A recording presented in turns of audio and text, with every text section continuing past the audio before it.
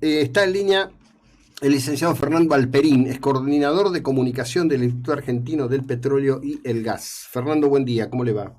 Hola, buen día, ¿cómo están? Bien, bien, muy bien. Bueno, en principio debo decirle que para comentarios aquí y artículos que he publicado tanto en nuestro sitio noticiasyprotagonistas.com como en Mendoza Online, he citado la información que brindan ustedes al respecto de la cuestión de la prospección petrolera offshore Sí. y estamos tratando de hacer todo lo posible para cortar con esta campaña gebeliana que tiene mucho de miente, miente, miente, que algo quede, que ha llegado a involucrar en su preocupación hasta el obispo de Mar del Plata, ¿no?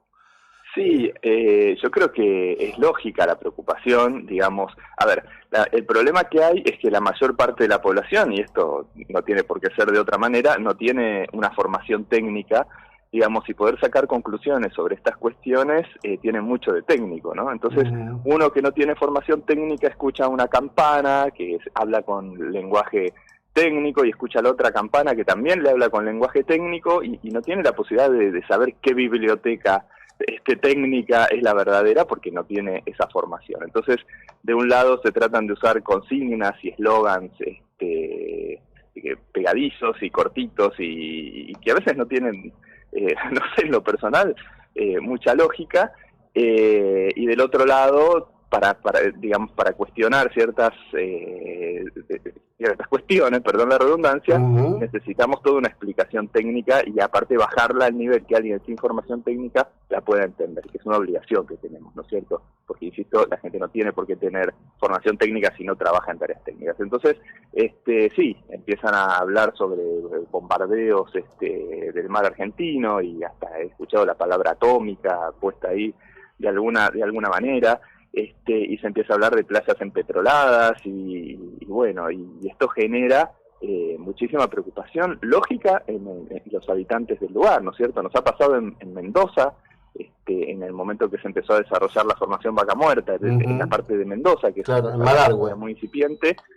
Bueno, nada, estalló todo estalló todo, quiero decir, estalló ciertos pueblos, ¿no? Muy asustados por cuestiones que se decían.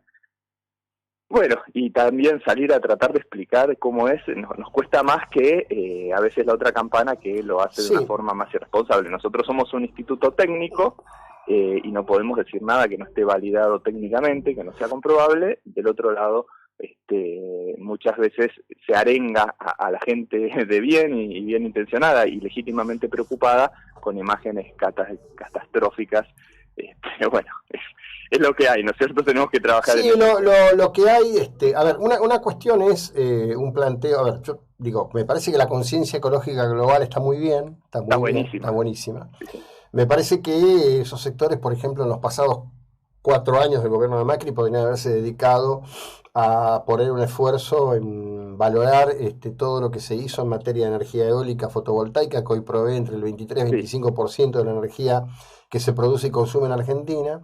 Pero la verdad que me parece totalmente. irresponsable que aparezca una señorita que diga, bueno, ves acá, vas a ver una torre petrolera, las torres petroleras van a estar a 430 kilómetros del frente Bueno, costero. yo estuve trabajando bastante viendo ese video justamente en estas últimas horas, por empezar eso, ¿no? Porque vi que se viralizó bastante, explicarle a la población que bajo ningún concepto se puede ver algo a 300 kilómetros de distancia desde la costa, a menos que Mm, pensemos que la Tierra es plana, y ahora hay gente que piensa que la Tierra es plana, sí. este, lo cual nos lo desmienten las imágenes que tomamos desde el espacio y muchas otras cosas, y a menos que pensemos que podemos ver algo que está a 300 kilómetros, aunque la Tierra fuera plana, digamos. Entonces ya empezando, ya ese comienzo nos está indicando que en ese video algo no está bien. Después habla, por supuesto, del famoso estudio, que es un poco la columna vertebral de ciertos discursos, ¿no? Del famoso estudio de la Universidad Nacional del Centro sobre un 100% de derrames de petróleo. Mm, Ese estudio, debo decir que nosotros desde el primer momento cuando lo encontramos, lo vimos, sinceramente nuestros ingenieros no podían creer lo que estaban viendo.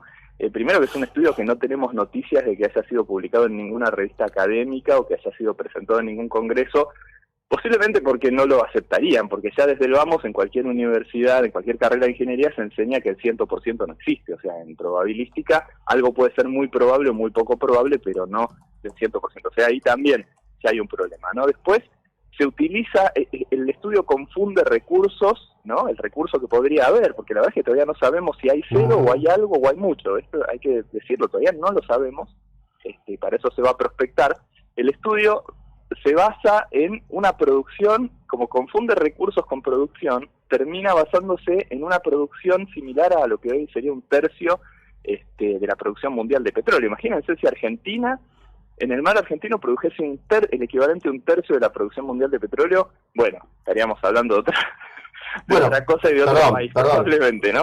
Pero también confunde eso. Pero estaríamos, pero en ese supuesto, sí, lo que estaríamos hablando es de una implosión del valor del barril de petróleo.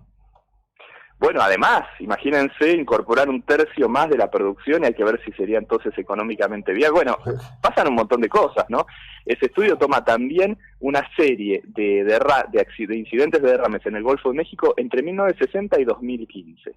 Cualquier persona sabe que cualquier industria, los niveles de seguridad, los procedimientos, la tecnología en 50 años, y más en estos últimos 50 años, cambió muchísimo. O sea, es cierto que en los 60 se producían más incidentes de derrames en el Golfo de México, pero hoy día prácticamente todo el petróleo que se extrae del Golfo de México se extrae sin ningún tipo de derrame, y cuando hay alguno es pequeño y se contiene con los procedimientos. Mirá, ese video que estás mencionando dice, bueno, ¿viste la plataforma como la que se incendió en el Golfo de México? Bueno, esas son las que van a poner acá. Primero, se refiere, este año, ¿no? Se refiere al incidente del 2 de julio, en donde en realidad no se incendió una plataforma. Se rompió un caño submarino y de gas, ¿no es cierto? En el Golfo de México el gas subió, como justo había tormentas en ese momento, que hacía un rayo en el mar, se encendió fuego ese gas. O sea, ¿se acuerdan? Por ahí vieron las fotos del fuego en el agua. Sí. Lo que se estaba quemando ahí era el gas que estaba burbujeando, de esa cañería que se rompió.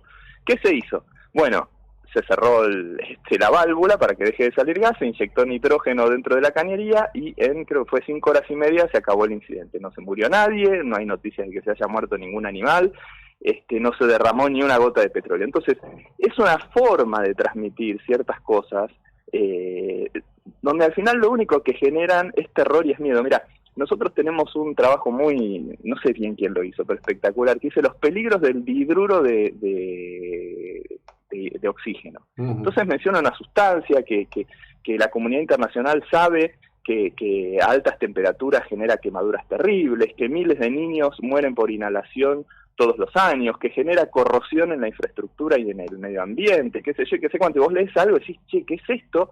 Y resulta que es el agua.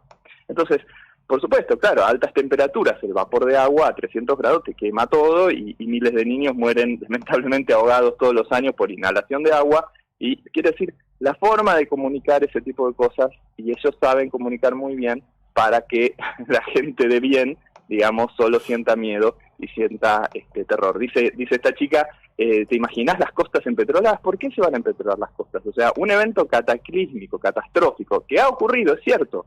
El último fue en 2010 y son contados con los dedos de la mano. Bueno, ese evento ha dejado un montón de enseñanzas. Ese evento específicamente no podría volver a ocurrir, porque se hacen los cálculos distintos, porque ante ese tipo de los procedimientos cambiaron, de hecho no volvió a ocurrir. Y la posibilidad de ocurrencia de eso es ínfima. Y aún si ocurriera, hay protocolos para contenerlo. Y aún si fallaran, tampoco a nosotros las simulaciones nos dan que ese petróleo llegaría a las costas de Mar del Plata. O sea, entonces, ¿por qué tenemos que pensar en una Mar del Plata toda empetrolada? Digo, cuando dicen incluso el emprendimiento que se hará frente a las costas de Mar del Plata. Yo digo, si yo hiciese un pozo en Bransen, suponete, o Chascomús, que es más cerca todavía de Mar del Plata, ¿vos dirías que es un pozo que se va a hacer frente a Mar del Plata? No, o sea, hay que tomar escala de lo que son también 300 kilómetros, ¿no es cierto? Bueno, esto no quiere decir que todo no haya que hacerse con mucho cuidado.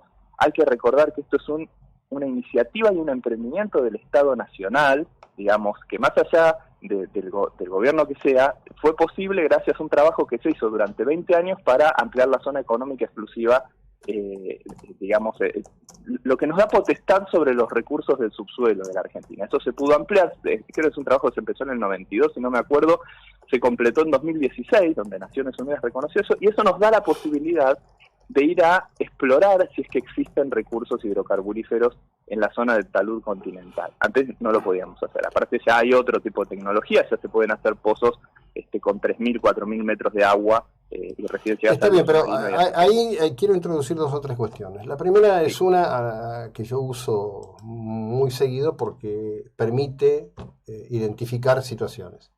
Sí. El código de propaganda de Goebbels, en el punto 1, dice: principio de simplificación, enemigo único, adoptar una única idea, un único símbolo, individualizar al adversario en un único enemigo. El enemigo es el petróleo, es una idea simple de comprender. Y el principio 4 dice: principio de la exageración y desfiguración, convertir cualquier anécdota, por pequeña que sea, en amenaza grave. En este momento, claro, un oyente, el señor Juan Ramón Celis Rodríguez, me pone 2010, Deepwater Horizon, con signos de interrogación. Bueno, pasaron 12 años, la situación del Golfo de México no es la situación del Océano Atlántico, y la distancia de Deepwater Horizon con la costa no es la distancia que van a tener hipotéticamente algún día estas torres de extracción de petróleo con respecto de la costa atlántica en general. Claro, o sea, el incidente de ese Deep Horizon, que fue realmente una catástrofe, no es que pasó inadvertido. O sea, cuando se cae un avión, por ejemplo, que es una tragedia, se hace todo un informe muy pormenorizado, se buscan las razones, y se trabaja sobre las lecciones aprendidas, y esto genera cambios. Por eso hoy tenés en este momento 15.000 aviones volando, y no sé, sería una noticia que recorrería el mundo que se cayera alguno, ¿no es cierto? Hoy en Argentina, en este mismo momento que estamos hablando nosotros, hay 25.000 pozos, 25.000, no 10, 25.000, extrayendo petróleo y gas de distintas cuencas, 36 están en el mar, desde donde sacamos gas desde hace 30 años, y realmente una noticia de un cataclismo. Hemos tenido hace poco el tema de un derrame en Río Negro, pero tiene que ver con el transporte. Eso fue un caño que se rompió. Digamos, también se está trabajando, esa empresa pues, seguramente también va a ser sancionada, tiene la obligación de remediar, etcétera, etcétera. Hoy, aparte, desde que existen las regulaciones ambientales que empezaron en los 90, es muy complicado el tema ambiental, en el sentido de que no es gratis para una de estas empresas un incidente ambiental. Baja su cotización, baja su reputación, suben los intereses cada vez que tiene que pedir dinero. O sea, hay, más allá de una cuestión ética, hay también una cuestión económica muy concreta de tener algún tipo de... Y te cuento también que las cosas no se hacen al azar ni al tuntún. O sea, para que, en este caso, a la empresa Equinor, que es la operadora, que en estas 3 áreas tiene asociaciones con YPF y con Shell, o sea, no es solamente una multinacional que viene, no. Primero que la convocó el Estado Nacional. Bueno, muy bien. Esto es una asociación entre Equinor, YPF y Shell, estas 3 áreas, ¿no? Específicas sobre las que se dio el permiso de sísmica. Para eso hay que cumplir con un montón de regulaciones que vienen en regulaciones de la Secretaría de Energía, otra regulación conjunta entre la Secretaría de Energía y Medio Ambiente, que es la novedad. ¿Por qué se hicieron 190 pozos, se registraron cientos de kilómetros de sísmica en las últimas décadas y nunca nadie habló de esto? Porque ahora hay una novedad, que es que se involucra el Ministerio de Ambiente y se involucra la posibilidad de la audiencia pública, que nosotros la aplaudimos porque es la oportunidad para que organizaciones y personas puedan hacer observaciones sobre el proyecto. Digamos, algunas organizaciones nos quieren convencer de que eso es una asamblea donde se va a tomar una decisión. No, una audiencia pública no es una asamblea, es la oportunidad para que sectores que, digamos, están fuera del circuito normal, que es que el proyecto en este caso lo revise, qué sé yo, la Armada, la Subsecretaría de Pesca, Medio Ambiente, etcétera. Bueno, yo, persona común, o yo, organización preocupada por el medio ambiente, o lo que fuera, puedo y tengo mi tiempo para decir lo que pienso, observar el proyecto, y que la autoridad de aplicación tome o no lo que yo esté diciendo. Pero no es una asamblea, a veces el pueblo se manifestó en contra.